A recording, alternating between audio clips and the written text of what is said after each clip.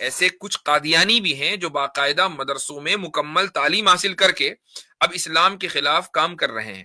نہ صرف یہ کہ قادیانی، کچھ آریہ سماجی بھی مدرسے پہنچ گئے اور انہوں نے بھی وہ تعلیم حاصل کر لی، پوری یا آدھی جیسی بھی۔ تو آپ کیا سمجھتے ہیں کہ جب آریہ سماجی یہ کام کر سکتا ہے، قادیانی یہ کام کر سکتا ہے، تو کیا ملحد اور ایتھیسٹ یہ کام نہیں کر سکتا؟ کہ حضرت جبریل نے آ کے رسول اکرم صلی اللہ علیہ وسلم سے طائف کے موقع پر یہ کہا تھا کہ آپ اجازت دے دیجئے اور طائف کی بستی کو 1 سیکنڈ میں الٹ دیا جائے گا۔ تو 30 یا 40 مردوں کی طاقت اگر کسی انسان کو دی جائے تو کیا طائف کی بستی کو وہ پلٹے گا؟ یا وہ پلٹے گا کہ جس کو ایسی طاقت دی جائے کہ جو انسان کے بس میں نہ ہو؟ طاقتور تو وہ ہوا نا۔ تو جہاں سے قرآن چلا وہ اللہ، جہاں لکھا گیا وہ لوح محفوظ یعنی سیکیور ٹیبلٹ، وہاں ڈیٹا بریچ نہیں ہو سکتا۔ جو قرآن لے کر آیا وہ مکین اور امین اور ذی قوہ، تو وہاں ڈیٹا بریچ نہیں ہو سکتا۔ جہاں نازل ہوا وہ کون ہے؟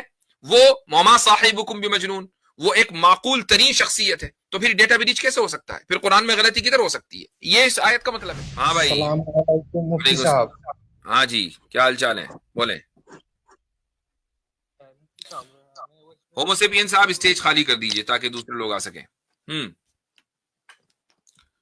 ہاں بھائی ریپن صاحب۔ ہمارے یہاں پہ ہاں ہم تو اسٹوڈنٹ ہے اور ہم تو قرآن کے اور اسلام کے بارے میں ہم تو اسلام کو سچا دین مانتے ہیں، کیونکہ آخری پیغمبر پہ محمد صلی اللہ علیہ وسلم کے یہ دین اترا ہے، اور جو پیغمبر پہلے آیا تھے اس کا دین کو اللہ نے باطل کر دیا، اور جو نبی محمد صلی اللہ علیہ وسلم کے اوپر دین آیا وہ حق بولا۔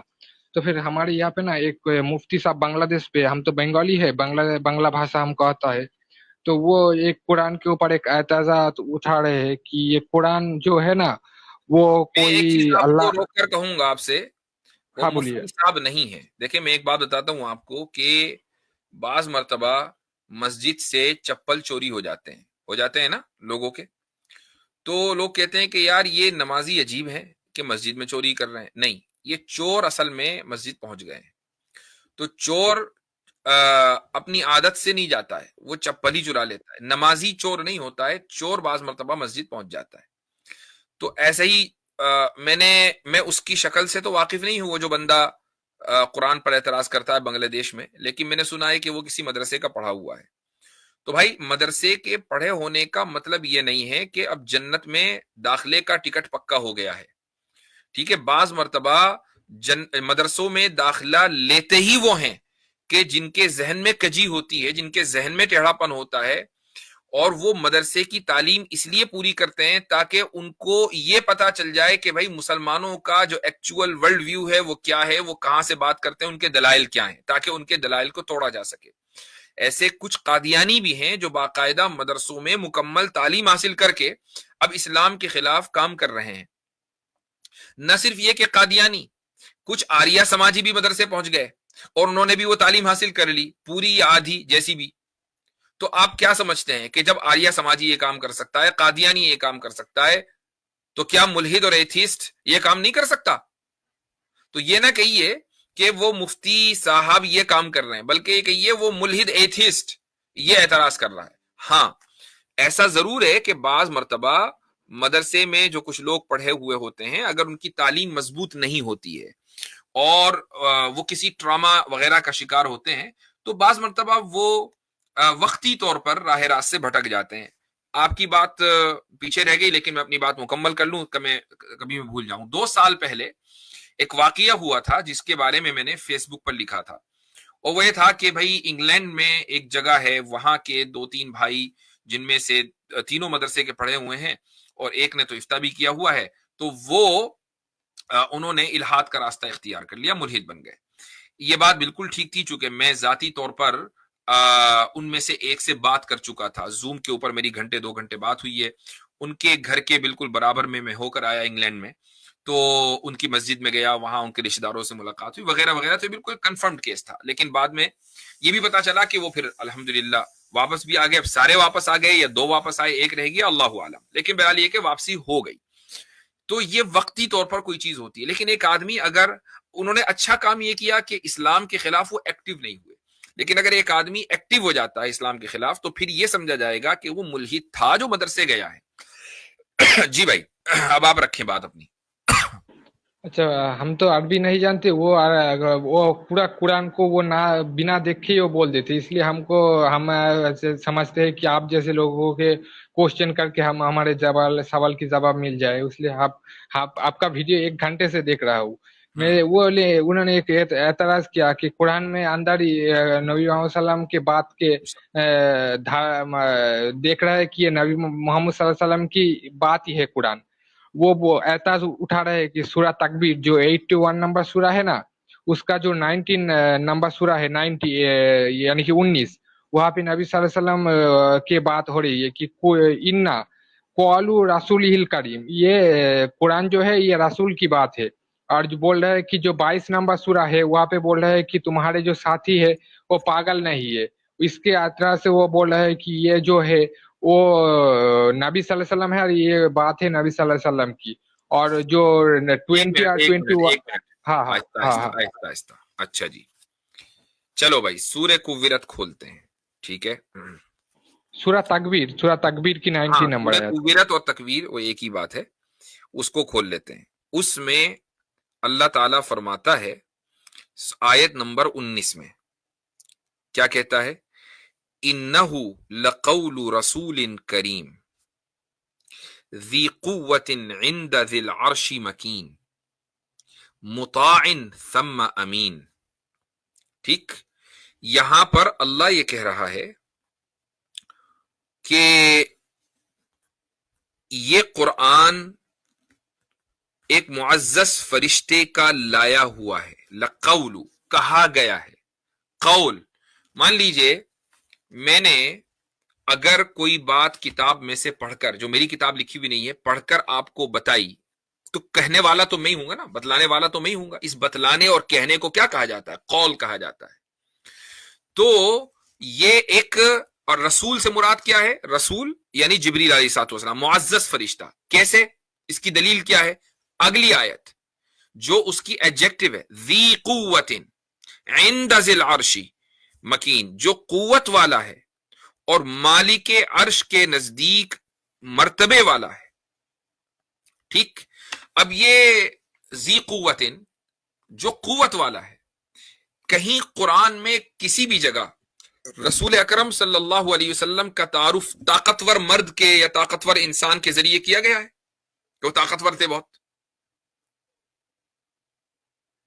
हाँ मुफ्ती साहब, वो बोल रहे थे कि जो हम मुस्लिम बोलते हैं कि रसूल सल्लल्लाहु अलैहि वसल्लम 30 जो मैंने लोग क्या की कहा? समान ताकत मैंने रखती अभी है। क्या कहा कि कुरान में कहीं आप सल्लल्लाहु अलैहि वसल्लम का तारुफ ताकतवर किया गया है?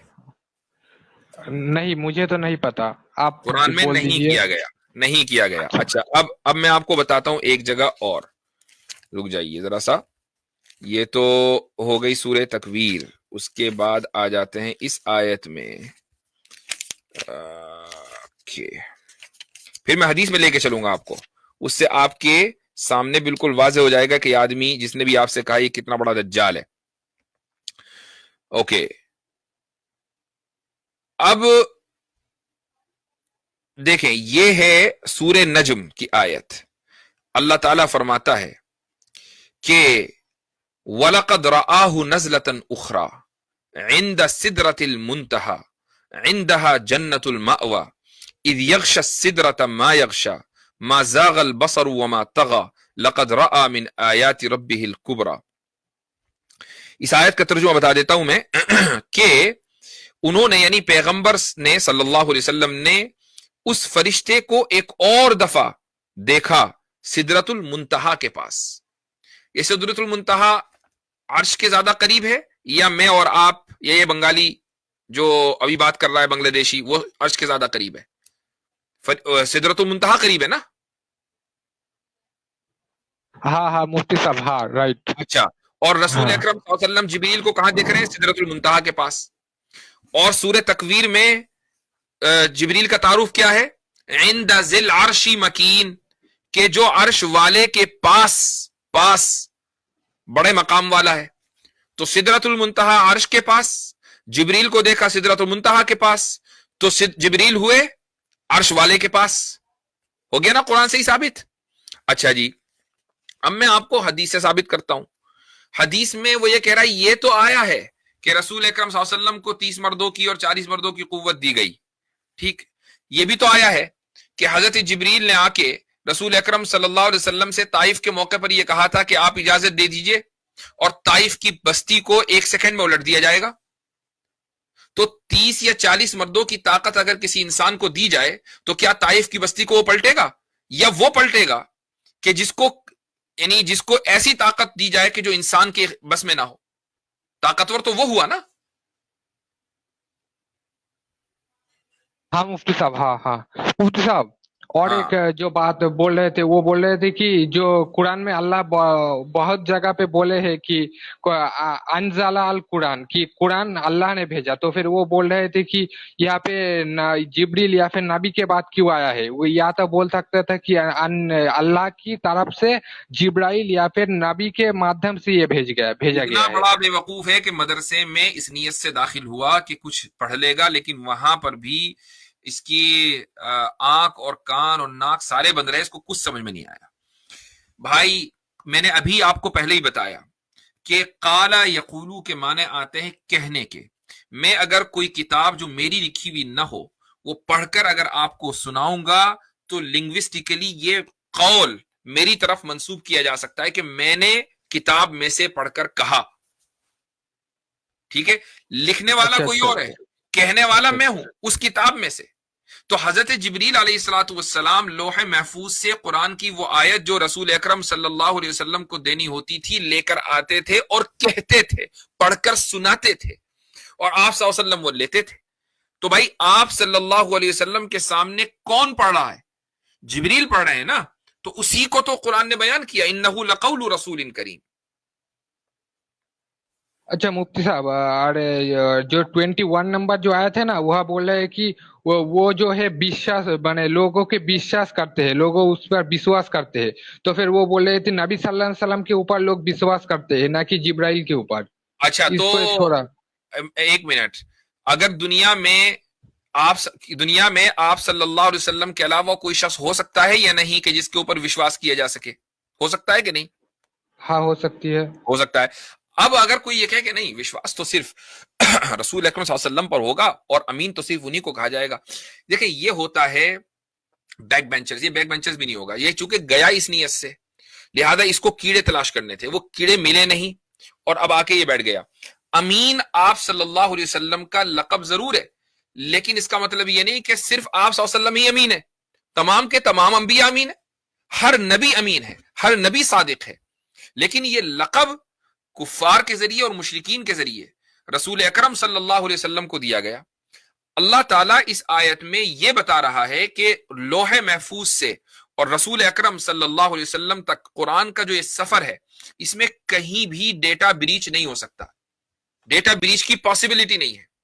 کیوں؟ اس لیے کہ جو لانے والا ہے وہ کوئی معمولی نہیں ہے، وہ ذی قوت ہے، اور عرش والے کے نزدیک اس کا بڑا مقام ہے. اور اس کا جو مقام ہے وہ اس لیے ہے کہ وہ نہایت امانت دار ہے، امین. وہ مکین بھی ہے، وہ ذی قوت بھی ہے، وہ امین بھی ہے. اس کی 3 کوالٹیز ہیں.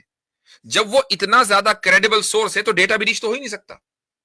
رہی بات رسول اکرم صلی اللہ علیہ وسلم کی، وما صاحبکم بمجنون، یہ جو تمہارے صاحب ہیں یعنی رسول اکرم صلی اللہ علیہ وسلم، یہ مجنون نہیں ہے، یہ بالکل یعنی ان کا آئی کیو لیول ہائیسٹ ہے.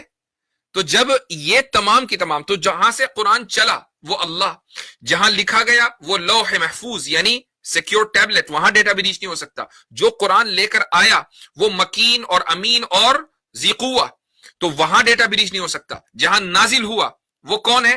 وہ وما صاحبکم بمجنون، وہ ایک معقول ترین شخصیت ہے. تو پھر ڈیٹا بریچ کیسے ہو سکتا ہے؟ پھر قرآن میں غلطی کدھر ہو سکتی ہے؟ یہ اس آیت کا مطلب ہے. اچھا مفتی صاحب، آپ تھوڑا 23 نمبر آیت کو پڑھ کے 19 سے 23 نمبر آیت کو پڑھ کے ہمارے ڈاؤٹ کو پورا کلیئر کر دیں تو پھر اچھا پورا ہوتا. کلیئر آلریڈی ویسے ہو چکا ہے لیکن دوبارہ پھر بھی کر دیتا ہوں.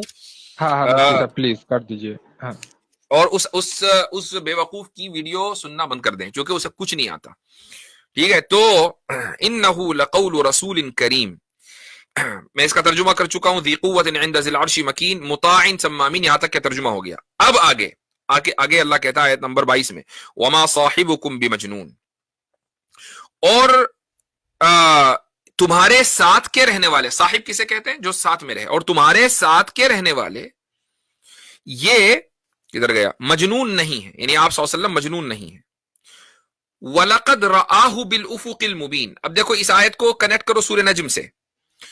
اور انہوں نے اس فرشتے کو بالافق المبین، آسمان کے صاف کنارے پر دیکھا. اور وہاں سورہ نجم میں کہا جا رہا ہے وَلَقَدْ رَآهُ عِنْدَ سِدْرَةِ الْمُنْتَهَى، سدرۃ المنتہا پہ دیکھا. یہ دوسری مرتبہ تھا، پہلی مرتبہ یہاں دیکھا. اور سورہ نجم میں اس چیز کی وضاحت کر دی گئی کہ آپ صلی اللہ علیہ وسلم نے ایک دوسری مرتبہ حضرت جبریل کو ان کی اصلی صورت پر دیکھا. وہ دیکھا سدرۃ المنتہا پر. پہلی مرتبہ یہ ہے افق مبین، دوسری مرتبہ سدرۃ المنتہا. دونوں آیتیں کنیکٹڈ ہیں ایک دوسرے سے.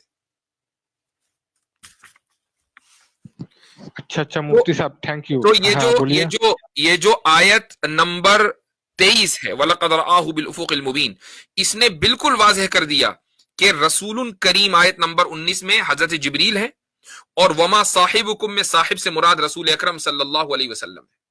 ٹھیک ہے، چلیں. اچھا تھینک یو مفتی صاحب. آپ لوگ جیسے لائیو اسٹریم کرتے ہیں نا، اس لیے ہم لوگوں کی ایمان جو کمزور پڑ جاتی ہے، تو پھر آپ لوگ اس کے ڈاؤٹ دور کرتے ہیں. یہ جو اللہ آپ کو ایمان برکت فرمائے. ہاں یہ جو ایمان کو آپ نے اسپنج جیسا بنا لیا نا کہ کبھی دبا دو کبھی ادھر سے کاٹ دو، یہ سب اس لیے ہو رہا ہے کہ آپ اس طرح کے فالتو لوگوں کی اسٹریموں پہ جا کر وہاں سے اعتراضات سیکھ رہے ہیں. یا تو پہلے آپ اپنے آپ کو ایمان کے اعتبار سے، دین کے اعتبار سے، دلائل کے اعتبار سے مضبوط کر لیں، تب جائیں آپ ایسے لوگوں کی اسٹریم پر. لیکن اگر آپ اس طرح کے لوگوں کی اسٹریم سنیں گے اور آپ کو خود پتہ نہیں ہے، محض اس لیے کہ آپ وہاں سے اعتراض نقل کر کے میرے پاس لے آئے، اور پھر میں جواب دینے کو دے دوں گا اللہ تعالیٰ کی توفیق سے، لیکن خود مجھے بتائیے کہ کیا آپ کے لیے ایک صحت مند رویہ ہے کہ آپ اس طرح کے کفار اور زنادقہ کی اسٹریم پر جا کر اس طرح کی باتیں سنیں؟ ہاں اس کے بیچ ہم اگر مر گئے تو پھر ہمارے کیا ہوگا اللہ ہی بہتر جانتے، اس لیے جانا آج بہتر نہیں ہے. بالکل. اور مفتی صاحب اور کیا اور ایک کوشچن کر سکتا ہوں یا پھر اگلی مرتبہ انشاءاللہ؟ ٹھیک ہے انشاءاللہ. آپ میرے ڈاؤٹ کو دور چلیں.